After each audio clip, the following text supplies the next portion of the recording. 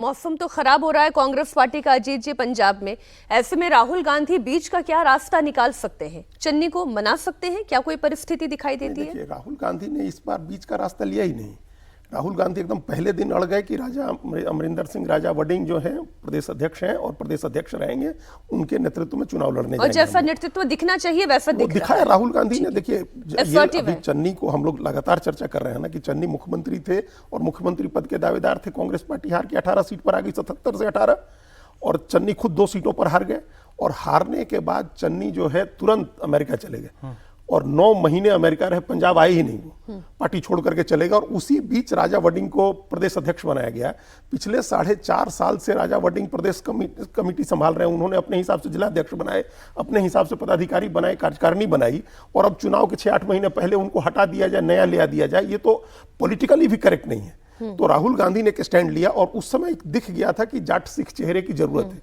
आप देखिए, बीजेपी को वहां सिख वोट नहीं करते हैं, शहरी इलाकों को छोड़ दें, तो तब भी बीजेपी ने भी जाट सिख ही बनाया है। केवल ढिल्लो बीजेपी के प्रदेश अध्यक्ष हैं, भगवंत मान आम आदमी पार्टी के हैं, सुखबीर सिंह बादल उधर हैं, इधर राजा वडिंग हैं, और जो 2 कट्टरपंथी एमपी जीते हैं जो लोग, अमृतपाल और सरबजीत सिंह खालसा, उनकी पार्टी तो है ही जाट सिखों की।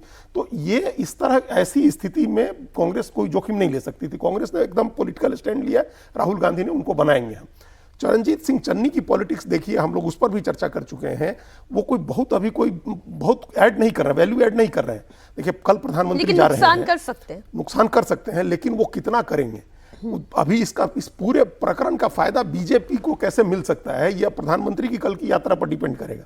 प्रधानमंत्री जालंधर जा रहे हैं, जो कहते हैं कि राजा वडिंग का चन्नी का गढ़ है। चन्नी वहीं से आते हैं, द्वाबा रीजन का जो मुख्यालय है जालंधर, वहीं से एमपी हैं, और वहीं डेरा सचखंड बलाकिया का मुख्यालय है जहां प्रधानमंत्री जा रहे हैं। और उस डेरा के प्रमुख को पद्मश्री दिया हुआ है पिछली बार सरकार ने।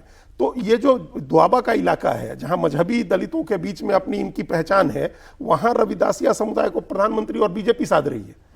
तो आप अगर इसमें कोई बहुत पॉलिटिक्स करने का स्कोप इनके पास नहीं बच रहा है चरणजीत सिंह चन्नी के लिए। हाँ, ये बीजेपी का फायदा ये हो सकता है कि इतना फ्रेगमेंटेड पॉलिटिकल स्पेस में अगर 5 पार्टियों में से 4 पार्टियां जाट सिख वोट के लिए लड़ती हैं, और बीजेपी 55 सीटों को टारगेट करती है जहां 38% हिंदू वोट की बहुलता है, जहां ओवरऑल 38% हिंदू वोट है, वो 55 सीटों में 50% 60% से ज्यादा है। अगर उसको टारगेट करके बीजेपी लड़ती है तो इन 4 पार्टियों के बीच वोट और सीट बंटने का लाभ बीजेपी को मिल सकता है सबसे ज्यादा। पंजाब की पॉलिटिक्स के बाद पश्चिम बंगाल की पॉलिटिक्स की भी बात कर ले। ममता बनर्जी को जहां झटके पर झटका लग रहा है, पार्टी के नेता लगातार उनका साथ छोड़कर जा रहे हैं, और अब तो ममता बनर्जी के सबसे करीबी मदन मित्रा भी बागी गुट के साथ हो गए हैं। ममता बनर्जी एक बार फिर सामने आई। ममता बनर्जी ने अभिषेक बनर्जी का बचाव किया और कहा कि अभिषेक शेर की तरह लड़ रहा है। उन्होंने ये भी कहा कि जिसे पार्टी छोड़कर जाना है जाए। उन्होंने 2006 में पार्टी खड़ी की थी और 26 में भी पार्टी को फिर खड़ा कर सकती हैं। एक छोटा सा बयान उनका सुने। ভয় পেয়ে না তো আপনার ছেলেকে অ্যারেস্ট করবো, আপনার মেয়েকে অ্যারেস্ট করবো, আপনার পরিবারকে অ্যারেস্ট করবো। যেমন একজন আজও চলে গেছে, আমার কোনো দুঃখ নেই, কারণ সে আমায় কালকেই মেসেজ দিয়ে বলেছিল যে আমার পরিবারের সকলকে সামন দিয়েছে ইডি। তখনই আমি বুঝে গেছিলাম, তখনই তার কোনো পজিশন ছিল না, কারণ পজিশন তখনই আমরা তাকে সরিয়ে দিয়েছিলাম সব ক্ষমতা থেকে। কাজে মিথ্যে কথা বলে চাতুরি করার কেউ চেষ্টা করবেন না। যাদের যেতে হয় যান, যা পড়ে থাকবে সেটাই আমার সোনার খনি। আমি 2004-এ একা থাকলে যদি নতুন করে শুরু করতে পারি, 1997-তে যদি নতুন করে শুরু করতে পারি, 2026-এও নতুন করে শুরু করার ক্ষমতা রাখি। लेकिन ममता बनर्जी आत्ममंथन नहीं कर रही हैं। 2004-06 में जब उन्होंने ये अकेले लड़ाई शुरू की थी तब मदन मित्रा उनके साथ थे।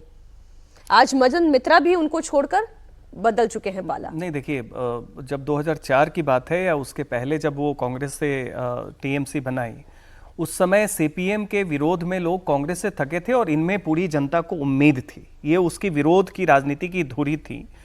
केंद्र में इन्हें बीजेपी का भी सहयोग मिला था और उसके बाद यूपीए के साथ भी रही थी। आज की स्थिति में क्या है कि इनका एक तो वहां पे ये हार चुकी हैं बीजेपी से, बीजेपी केंद्र में बैठी हुई है।